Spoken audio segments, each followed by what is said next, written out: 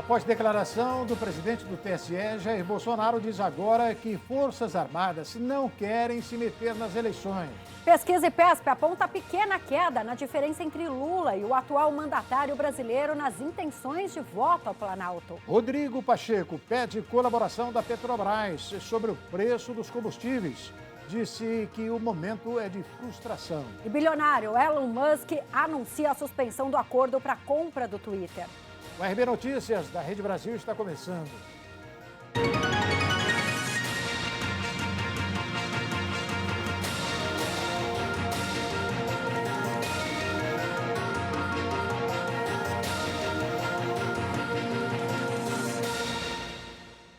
Durante live na noite de ontem, Jair Bolsonaro rebateu o presidente do Tribunal Superior Eleitoral, o ministro Edson Fachin, e disse que as Forças Armadas não querem atacar as urnas. Após a repercussão em constantes críticas do chefe do Executivo em relação à disponibilização de mais transparência no sistema eleitoral, o ministro do TSE, Edson Fachin, se pronunciou pela primeira vez sobre o assunto e ressaltou que quem deve dar a palavra final sobre as eleições é a Justiça Eleitoral. A contribuição que você pode fazer é uma contribuição de acompanhamento do processo eleitoral. Quem trata de eleições são forças desarmadas. E, portanto, as eleições dizem respeito à população civil que, de maneira livre e consciente, escolhe seus representantes. Logo, diálogo, sim, como disse, colaboração, sim, como eu disse. Mas, na Justiça Eleitoral, quem dá a palavra final é a Justiça Eleitoral. Na live de ontem, publicada por Bolsonaro, ele rebateu as declarações feitas por Fachin e destacou que as Forças Armadas foram convidadas para fazer parte do processo eleitoral.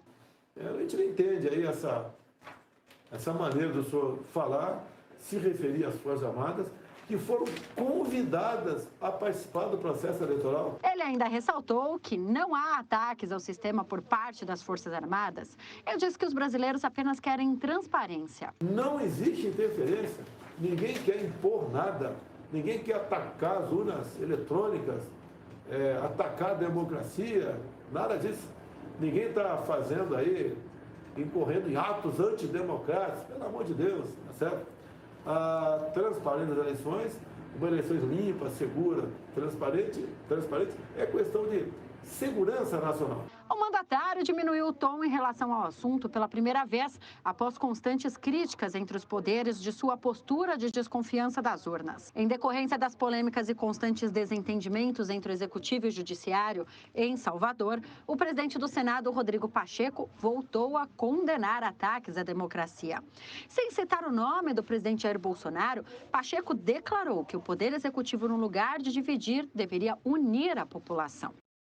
No começo desta tarde, Jair Bolsonaro participou da formatura de oficiais da Polícia Militar na Academia do Barro Branco, na zona norte da cidade de São Paulo. Ele falou sobre o chamado excludente de licitude, que isenta policiais de punição, e também mandou uma indireta ao Supremo Tribunal Federal. O presidente primeiro disse sonhar com a aprovação do chamado excludente de ilicitude, que isenta de punição policiais envolvidos em morte ou agressão de pessoas durante ações. A medida acabou sendo derrubada pelo Congresso, após pressão de políticos, entidades e ativistas. Gostaria muito de um dia aprovar o excludente de licitude, para que vocês, após os termos da missão, fossem para casa, se recolher no calor de seus familiares e não esperar a visita de um oficial de justiça. Bolsonaro criticou o veto e disse que inimigos muitas vezes estão em gabinetes e não nas ruas. O nosso inimigo não está nas vielas, no topo de um morro ou nas ruas perdidas por aí armados. Muitas vezes os nossos inimigos estão dentro de um gabinete com ar-condicionado e ali um burocrata que inferniza a vida de vocês após o cumprimento de uma missão. Esse é o meu sonho e peço a Deus que me dê força, juntamente com o Parlamento brasileiro, para que isso venha acontecer. O presidente fez um ataque indireto ao Supremo Tribunal Federal. Sem citar nomes, ele disse que marginais estão fustigando as pessoas de bem e roubando a nossa liberdade de expressão. Nós, pessoas de bem, civis e militares, precisamos de todos para garantir a nossa liberdade. Porque os marginais do passado, hoje usam de outras armas, também em gabinetes com ar-condicionado, visando roubar a nossa liberdade. E começam roubando a nossa liberdade de expressão. Começam fustigando as pessoas de bem, fazendo com que elas desistam do seu propósito. Nós, Forças Armadas, nós, Forças Auxiliares, não deixaremos que isso aconteça. O ex-presidente Lula criticou a troca de comando nas Minas e Energia. Ele também prometeu recriar o Ministério da Cultura. O ex-presidente Luiz Inácio Lula da Silva, do PT, disse que Jair Bolsonaro muda o comando da Petrobras e do Ministério de Minas e Energia em vez de resolver o problema do preço dos combustíveis. As declarações do petista foram dadas na noite de ontem em Minas Gerais, um dia após Bento Albuquerque ser substituído por Adolfo Saxida na liderança da pasta. E o presidente da República, ao invés de ter coragem de colocar a mão e resolver o problema, ele fica trocando de presidente da Petrobras e de ministro de Minas e Energia. Ele, na verdade, não sabe o que está fazendo nesse país. Lula voltou a criticar a política de preços da Petrobras e sua possível privatização. Pare de tentar privatizar as nossas empresas públicas.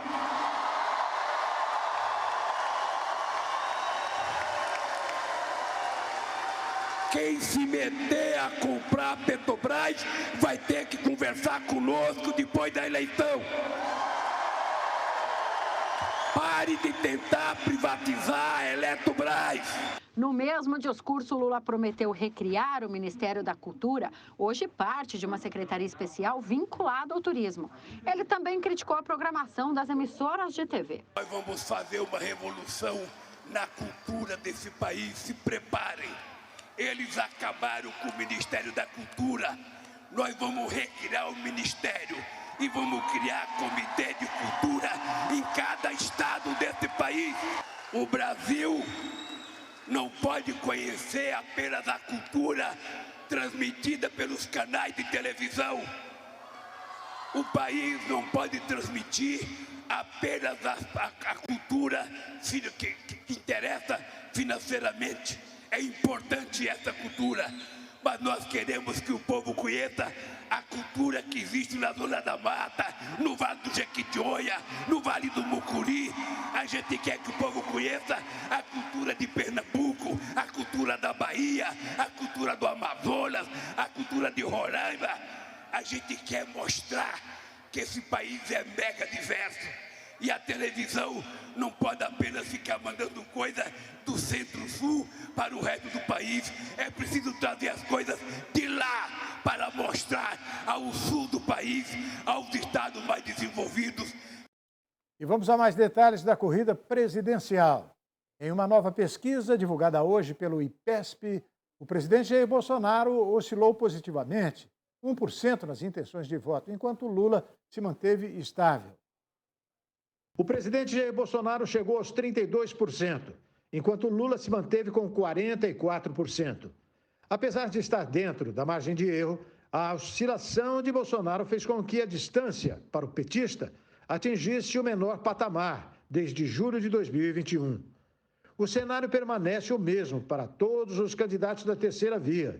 Ciro Gomes continua na terceira posição com 8%, seguido por João Dória com 3%. André Janones com 2% e Simone Tebet com 1%. Em um eventual segundo turno entre Lula e Bolsonaro, também ficou inalterada a situação. O petista permaneceu estável com 54% das intenções de voto, enquanto o presidente subiu 1 ponto percentual e alcançou os 35%. Para fazer a pesquisa, o IPESP entrevistou 1.000 pessoas por telefone entre os dias 9 e 11 de maio. Segundo o IPESP, a margem de erro da pesquisa é de 3,2 pontos percentuais. E a seguir, combustíveis nas alturas. Governo vai ao Supremo Tribunal Federal contra ICMS do diesel nos estados. E o presidente do Senado diz que o momento é de frustração e espera colaboração da Petrobras para amenizar a crise. O RB Notícias volta em instantes com essas e outras informações para você. Não saia daí.